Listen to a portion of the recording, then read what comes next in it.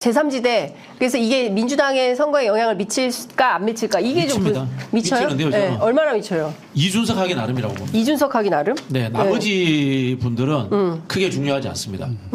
왜냐하면 자기 핵심 지지층을 가지고 있지 못해요. 네. 그리고 또한 확장성도 부족해요. 재밌는 분석 하나 해드릴게요. 네. 호남에서 자 정당 지지율 1위 민주당입니다. 네. 2위 누군지 아세요? 이낙연일까요? 이준석일까요? 이준석. 이준석. 네. 3등은 누굴까요? 네. 국민의힘.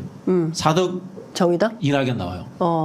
그 영남 가면 또 어떤지 아세요? 예. 영남 국민의힘이죠. 1등. 네. 2등이 민주당 나와요. 3등이 이준석 나와요. 네. 4등이 또 근데 이낙연 나와요. 또. 이낙연 대표가 네. 호남보다 영남에서 지지율이 높아요. 우습죠, 그죠? 예. 자, 이거 보면은, 예. 뭔가 하면은 민주당도 호남에서의 확장성의 가능성이 있고, 이준석 대표는 호남과 영남 모두에서의 확장성의 가능성이 존재하고 있어요. 이준석 대표가. 예, 예. 근데, 또 문제가 뭔가 하면 이낙연 대표는 확장성도 부족한 데다가 핵심 지지층도 없어요. 그래서 제가 늘 말씀드린 게 이낙연 대표는 결국 이준석한테 잡아먹힌다. 호칭 생략해서 예, 죄송합니다. 예. 그런 이야기를 하는데, 예.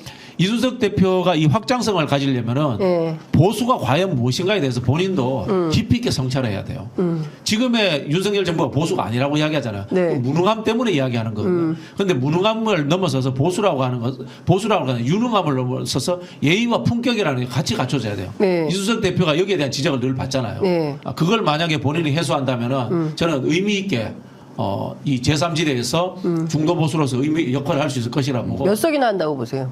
현재 5석. 5석? 현재 5석. 5석? 예. 현재 5석인데 예. 최대 확장하면 50석. 이준석 대표가 50석까지 할 수 있다. 예, 5석에서 50석 사이라고 봅니다. 저는. 그만큼 유동성이 크다고 봅니다. 예. 하기에 따라서. 이 분석에 동의하십니까? 전문가시네.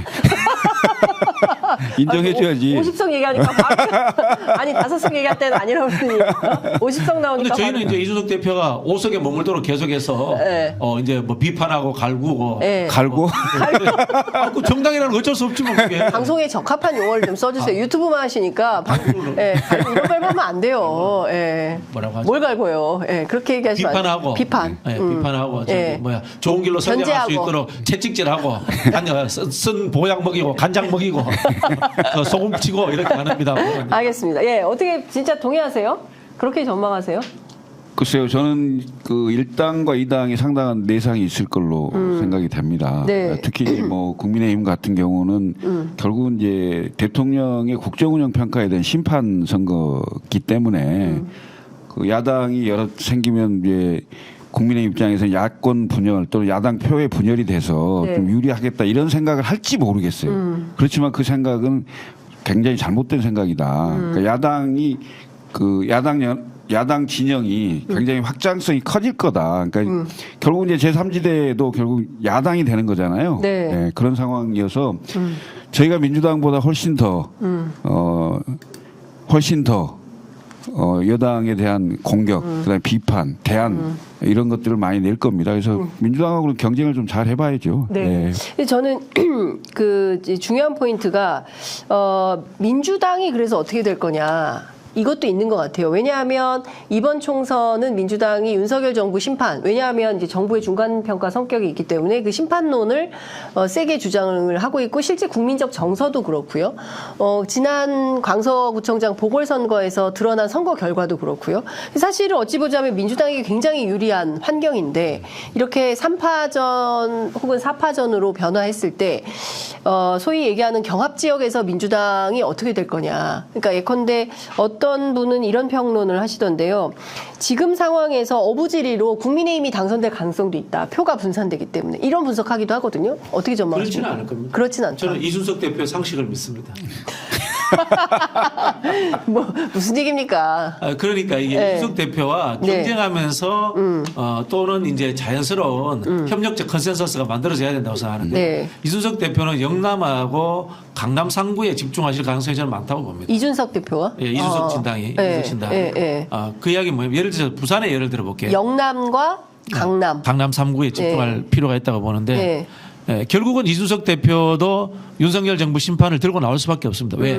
야당이기 때문에. 네. 그런데 야당과 야당의 경쟁에 의해 가지고 윤석열 당이 예. 어부지리를 얻는 상황은 서로에게 공멸의 길입니다. 어. 정치적 비판을 예. 엄청나게 받게 됩니다. 예. 그러면 자연스럽게 예. 연대하지 않더라도 예. 그런 흐름들이 만들어져야 된다고 보는데요. 어. 그건 뭐냐면 민주당이 이길 만한 곳에서는 가능하면 후보를 안 낸다거나 네. 뭐 연대를 해주는 거 네. 이런 것도 방법이고요. 그렇게 기대하는 거 아니에요, 민주당이? 그럼 뭐 네. 기대합니다. 기대합니다. 네. 그리고 네. 뭐 3자 구도가 만들어져서 해볼 만한 곳은 또 3자가 또 구도를 만들어지고요. 네. 또 영남 같은 경우에는 예를 들자면은 영남에 이제 PK에 네. 민주당 의원이 있는 곳에는 민주당 의원이 3자 구도가 되면 유리합니다. 네. 그런데 민주당 의원이 없는 곳에는 예. 이준석 당 후보가 2등이 될 가능성이 많아요. 그런 곳에는 또 민주당과 또 자연스럽게 또 예. 최종적인 지역적 차원의 후보들끼리 연대가 이루어질 수도 있고. 예, 선거연대. 그렇죠. 이런 상황들이 만들어진다면 저는 윤석열 당을 백석 밑으로 떨어뜨릴 수 있다. 그런 생각이 듭니다. 이런 전망은 어떻게 보세요? 그러니까 이른바 반윤연대? 이 얘기하니까 전문가가 아닌 것 같아요. 이 얘기 나오는 순간 전문가가 아니다. 왜 그렇게 희망사항이니까. 그러니까 희망사항이고요. 네. 그럴 가능성 거의 없고요. 예. 저희도 전국적으로 다 후보를 낼 계획이고요. 네. 그런 상황이기 때문에 잘 정면 승부해야죠. 예. 정면 승부하고 국민들을 향해서 누가 더 좋은 정책과 누가 더 좋은 전략과 비전과 메시지를 갖고 있는지 당당하게 경쟁해야죠.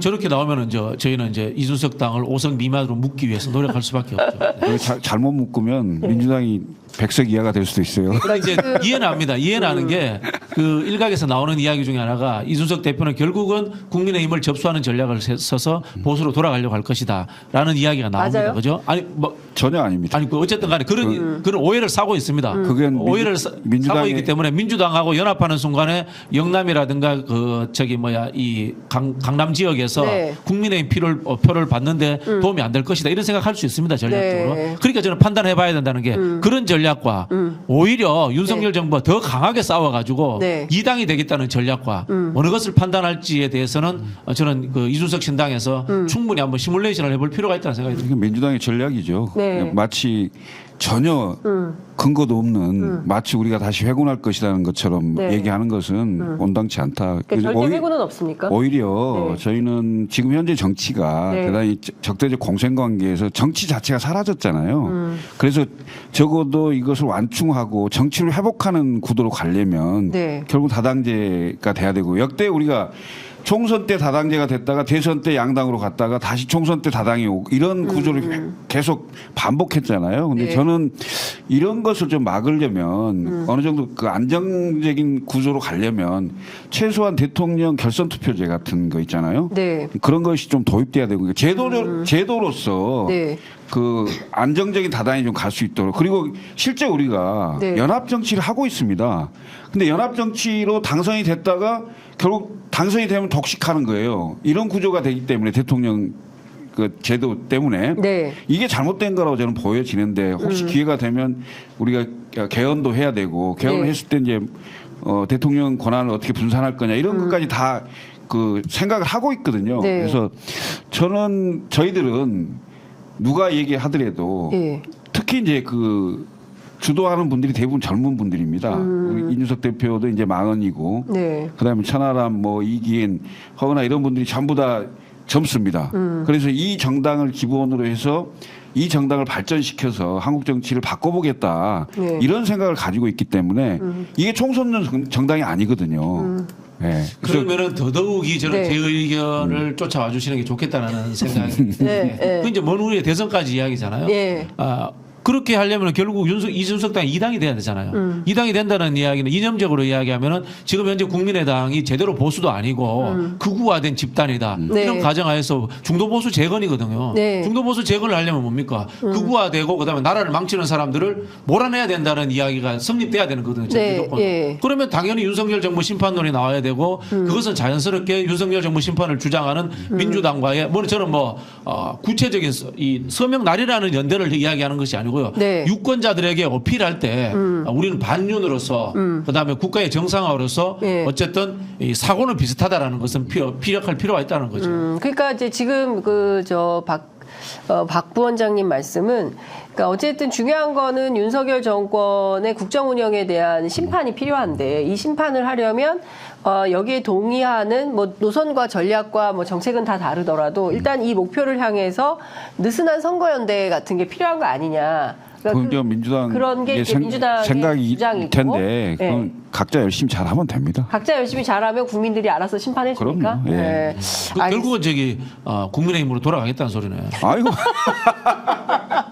그러니까 그렇지 않으면 국민의힘을 제대로 비판하지 않고 국민의힘을 제대로 싸우지 않는다. 국민의힘 상대로. 그러면은 추측성으로 저 돌아가려고 여지를 남겨두는구나. 자꾸 이런 오해를 사는 아니 거예요. 우리가 훨씬 더 잘 싸울 겁니다. 네. 그럼 잘 싸우시면은 국민들이 자연스럽게 네. 민주당과 반윤연대 하겠구나 이렇게 또 상상해줘요. 이게 네. 그러니까 자꾸 이- 반윤을 하는 것과 네. 반윤 연대를 하는 건 다른 문제예요. 그래서 하여튼 각자 열심히 잘 싸우자고요. 네. 근데 이제 이게 네. 제가 말씀드리면 안철수의 그 실패를 답습할 수 있어요. 안철수가 1당도 아닌 2당도 아닌 중간에서 어중간하게 해서 양비론 하겠다 하다가 실패했잖아요. 그렇게 될 가능성이 저는 많다라고 보고 네. 제가 감히 조언을 드린다면 이준석 신당한테 정통 보수를 표방하고 정통 보수를 표방하면서 보수도 아니면서 나라를 망치는 집단들을 나는 몰아내고 우리가 2당 하겠다 네. 또는 1당 하겠다 보수의 진영을 차지해서 그러니까 저희는 네. 목표가 당을 한다는 건 그러니까 정권 획득을 목표로 하는 사람들의 결사체입니다. 네.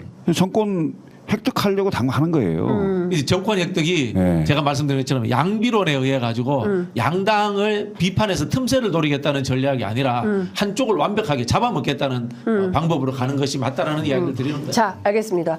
그러니까 민주당의 판단과 생각, 그다음에 개혁신당의 판단과 생각을 저희가 들어봤고요. 그렇지만 이제 대중의 그 궁금증은 이런 것 같습니다. 지금 상황을 보면 다 각자 탈당을 했어요. 특히 민주당에서 탈당이 많이 나왔고 이 탈당한 사람들이 뭉쳐서 제3지대로 가는데 지금 이제 로드맵을 쭉 그려보면 이낙연 전 대표와 원칙과 상식이 한 팀이 되고 이 한 팀이 된 팀이 이준석 전 대표의 신당과 합쳐지고 개혁신당과 함께 합쳐지고 이렇게 해서 큰 파일을 만든 다음에 기호 3번 달고 이번 총선에 출격할 가능성이 높은 거 아니냐. 그런데 이제 중요한 포인트는 그러면 이낙연 전 대표와 이준석 전 대표가 같이 만나는 게 맞냐. 왜냐하면 서로 너무 노선이 다른데 그야말로 이번 총선에서 의석 몇 개를 더 해보겠다고 선거용으로 연대하는 거 아니냐. 그 이상으로 큰 의미를 부여할 수 있겠냐라는 비판이 있는 것도 사실입니다. 일단은 그 성장 배경이 너무 다르고요. 네. 뭐 그런 상황이기 때문에 저희가 또 바른미래당을 해봤잖아요. 네. 그런 그 과거의 경험이 있기 때문에 폭넓은 그 공감대 형성이 대단히 중요하다라고 네, 네. 생각하고 왜 둘이 합치는가에 네. 대한 국민적 설명. 네, 그다음에 지지자들도 네. 그거에 대해서 동의를 해야 됩니다. 그러니까 그런 과정들이 네. 상당히 좀 필요할 것으로 보여집니다. 근데 그래서 선거는 지금 90일밖에 안 남았고. 90일이 뭐 충분하긴 한데요. 네. 그러니까 그런데 이제 그런 과정 없이 그냥 정치인들끼리 공학적으로 이렇게 뭐 이렇게 한다든가 이런 게 네.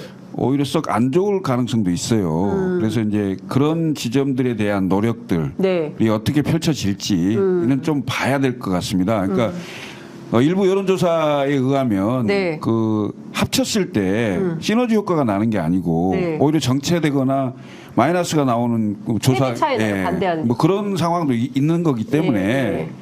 그런 지점들도 좀 잘 살펴서 국민들이 그래 1당 2당이 이런 상황인데 네. 그 삼지대에 나와 있는 분들이 좀 합쳐서 세력을 키워봐라. 뭐 이런 응원과 여론들이 많다면 네. 그런 여론들이 많아지는 상황도 좀 봐야 되는 거 아니냐 네. 이렇게 보여집니다. 그렇게 우리 이낙연 대표를 밀어내면 이분 어디로 가란 말입니까 진짜. 뭘 밀어냅니까? 이낙연 대표를 좀 챙겨가세요 좀 제발 좀.